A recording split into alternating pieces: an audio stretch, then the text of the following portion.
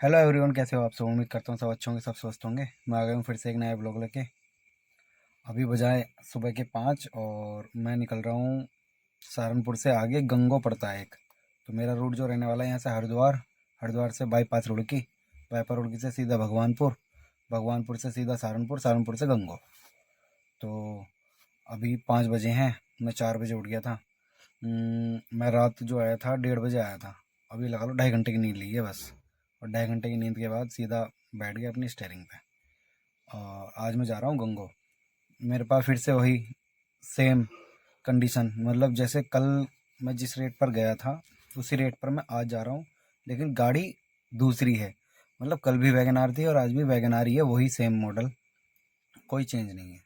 ये देख लीजिए, मैंने उसका इंटीरियर भी कुछ ऐसी दिखाया था। इसमें एलईडी नहीं है, इसमें डेक लगा रखी है इन्होंने। उन्होंने अपनी गाड़ी में बढ़िया काम करा रखा था। ये है वैसे ही, लेकिन इसमें डेक है। तो ये लगा लीजिए आप कि कल जाम बहुत मिला मुझे ना। मैं जब आया, मैं पहुंच जाता 12:15 बजे तक, 12 बजे तक घर पहुंच जाता। समझो 1 सवा घंटे का हमें जाम मिल गया रात। और रात इतना जाम मिला कि मैं हो गया लेट। तो मैं पहुंचा घर पे 1:30 बजे। 1:30 बजे जाके फिर नींद भी एकदम से नहीं आती मुझे ना, तो 2 बजे करीब नींद आई होगी। 3 और 4 वही 2 घंटे, 2.5 घंटे। मैं तो 2.5 घंटे मान रहा हूँ कि मैं अगर 2 2.5 घंटे भी अगर मैं सो लिया ना तो मैं फिर मेरी बैटरी चार्ज है, फिर मुझे कहीं भी ले जाओ। तो अब देखो यहाँ से निकलते हैं। वो कह रहे हैं 5 मिनट मारे। मैंने कहा ठीक है चलो। इन्होंने मुझे कल बोल दिया था कि सवेरे निकलेंगे। मैंने कहा ठीक है, मैं आ जाऊँगा। एक बार जुबान दे दी तो फिर पीछे तुम हटना नहीं है। तो मैं अब आज आ चुका हूँ सही टाइम पे। 2 घंटे की नींद लेके, 2 2.5 घंटे ही, और सीधा निकलते हैं अब। हाँ तो भैया मैं गंगो आ चुका था। आपको पता ही है, रात को 1:30 2 बजे से मतलब 2 घंटे की नींद ली थी। उसके बाद सीधा यहाँ आ गया। 2.5 घंटे में मैंने गाड़ी लगा दी। 4 घंटे का रास्ता दिखा रहा है, जबकि मैं भी सुतम सूर ले आया। लेकिन तेज़ चलाना अच्छी बात नहीं। मुझे नींद बहुत तेज़ आ रही थी, इसलिए मैं सोच रहा था जाके नींद ले लूँगा। मुश्किल से मुश्किल आधा है पौन घंटा सोया हूँगा, उसके बाद नींद नहीं आई। अभी भी ऐसे बैठा हूँ। और मैं तो भूल ही गया था मुझे ब्लॉग शूट करना है आज का। तो मैं इस टाइम गंगो में ही खड़ा हूँ, गंगो के अंदर। और जहाँ मैं हूँ ये चबूतरा सा है। इस चबूतरे पे एक दुकान लग रही है, मैं दिखाता हूँ आपको। देखिए, 2 लड़के हैं, ये दोनों बर्तन की दुकान लगा रहे हैं। और ये कपड़े सुखाने का स्टैंड, फिल्टर हो गया, गोल्टा हो गया, दूध की कैन हो गई। और ये सामने बाल्टी वाल्टी टंगा दी इन्होंने बढ़िया करके। और अभी सामान अंदर से लाने पे ही है, लड़का बेचारा मेहनत बहुत कर रहा है। गंगो के अंदर ये चबूतरा कहलाया जाता है, इस चबूतरे पे लगती है ये दुकान।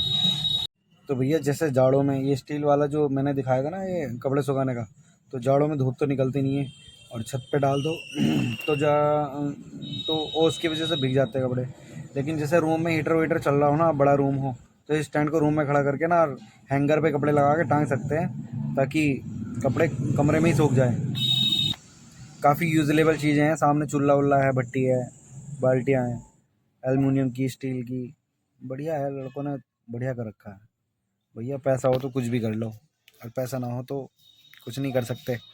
देखो मैं फिर से दिखा देता हूँ इसके इंटीरियर। उस टाइम रात हो रही थी, सुबह में इन्होंने डेक लगवा रखी है। लेकिन कल वाली वैगनार से ये वैगनार बहुत अच्छी हो रही है चलाने में भी और वैसे भी। वो मुझे अजीब सी लग रही थी, जबकि उन्होंने काम बहुत अच्छा करा रखा था, साफ़ सफाई बढ़िया थी। लेकिन इसमें इतनी खास साफ़ सफाई नहीं है। ठीक है, जैसे भी है ऐसे ही है। इंटीरियर इंटीरियर वगैरह बाहर से दिखा देता हूँ मैं एक बार। ये कुछ इस तरह की है वैगनार। वैसे सभी लोगों ने देख रखी है। हाँ तो जो वो चबूतरा था वहाँ से तो मैं आ गया। ये कोई प्रभा गार्डन है। तो ये पीछे सीलिंग लग रही है ना पीछे की तरफ, वैसे दिखाता हूँ बैक कैमरे से। ये सीलिंग लगी हुई है ना, अंदर प्रोग्राम है। प्रोग्राम जो होते रहते हैं, बड़ी दुखद प्रोग्राम होते रहते हैं। यहाँ एक 13वीं है, यहाँ पे आए हुए हैं हम। मुझे भी पता नहीं था, बताया नहीं था इन्होंने, तो सिर्फ ये बोला था मुझसे 3 4 घंटा का काम है और अपना रिटर्न आ जाएंगे। मैंने कहा ठीक है। अब आगे पता चला कि 13वीं है।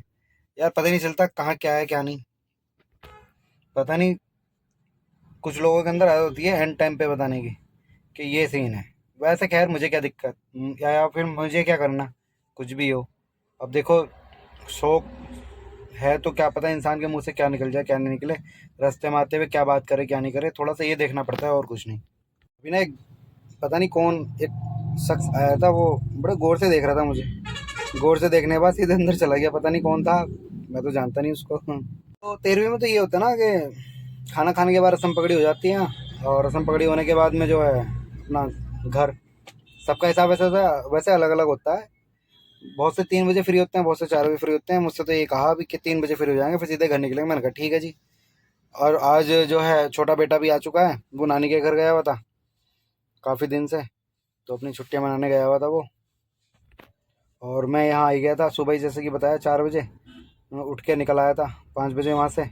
और अब वो फ़ोन कर रहा है बार बार कि पापा कहाँ हो कहाँ हो। अब मैंने कहा बेटा मैं ड्यूटी पे हूँ, मैं जब घर पहुँचूँगा तो तब मिलूँगा आके। यार ऐसा नहीं लग रहा आंखें सूज रही हो नींद की वजह से। भाई मैं जितना ही व्लॉग बना रहा हूँ भाई इतना ही बना रहा हूँ, इससे आगे जो भी बनेगा बन जाएगा, नहीं बनेगा तो मैं इसको एंड कर दूँगा। मुझे घर जाके सोना है, नींद पूरी करनी है, नींद पूरी नहीं है बिल्कुल भी। तो शरीर को फिट रखना बहुत ज़रूरी है। मैंने इससे पिछले ब्लॉग में बताया था। खान पीन मैं समय पर कर लेता हूँ, सुबह भी मैं नाश्ता करके घर से चला था। मैं इसलिए उठता ही 1 घंटा पहले हूँ, मतलब कहीं भी जाना हो मुझे मैं 1 घंटा पहले उठ जाता हूँ। तो अब खाना शुरू होने वाला है, यहाँ खाना खा के मैं भी फ्री, क्योंकि अभी समय हो रहा है, अभी 1:45 हो रहा है।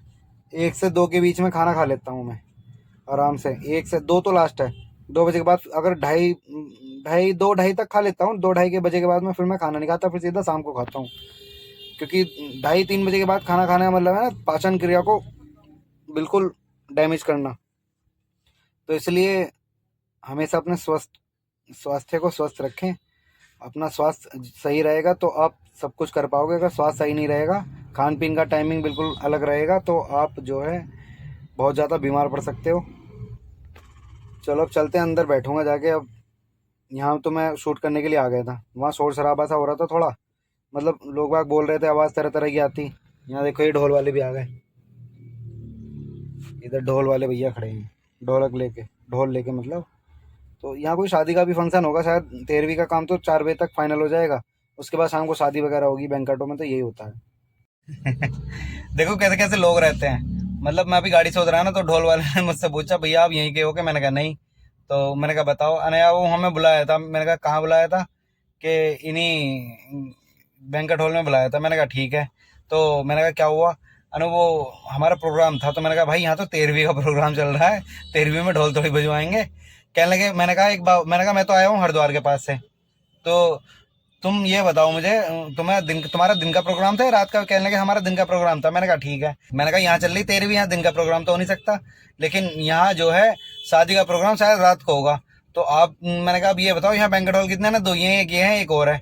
मैं गंगो आ रखा हूँ ना, तो गंगो में सिर्फ 2 ही बैंकेट हॉल बता रहा है वो। और वो कह रहा है कि क्या नाम कि 2 बैंकेट हॉल है। मैंने कहा उसने नंबर दिया तुझे? कि नहीं मुझे नंबर नहीं दिया। तो मैंने कहा एक काम करना, सीधा दूसरे वाले बैंकेट हॉल पहुंच, हो सकता है वहां शादी हो दिन की।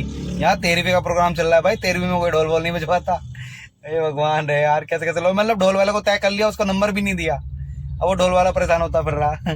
अच्छा उसमें इतनी अकल तो है नहीं बेचारे में। अब मैंने उसको बताया भाई जब यह 13वीं का प्रोग्राम चल रहा है तो तू वहां जाना, उसमें जाके देख, वहां शायद तुझे कोई मिल जाए।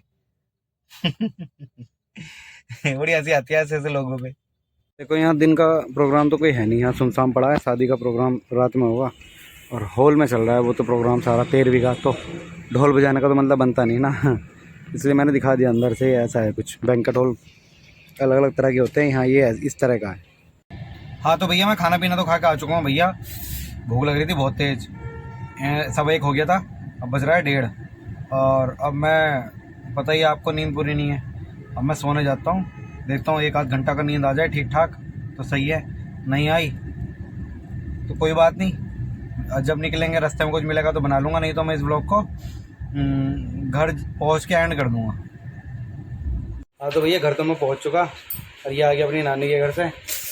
हालत होगी बहुत ख़राब, नींद आ रही है बहुत तेज़, तो मैं इस ब्लॉग को यहीं एंड करता हूँ। आई होप अगर ये आपको ब्लॉग अच्छा लगे प्लीज़ लाइक सब्सक्राइब कमेंट ज़रूर कर देना, और शेयर ज़रूर कर देना, और प्लीज़ सब्सक्राइब बढ़वा दो यार, रिक्वेस्ट प्लीज़। Okay bye.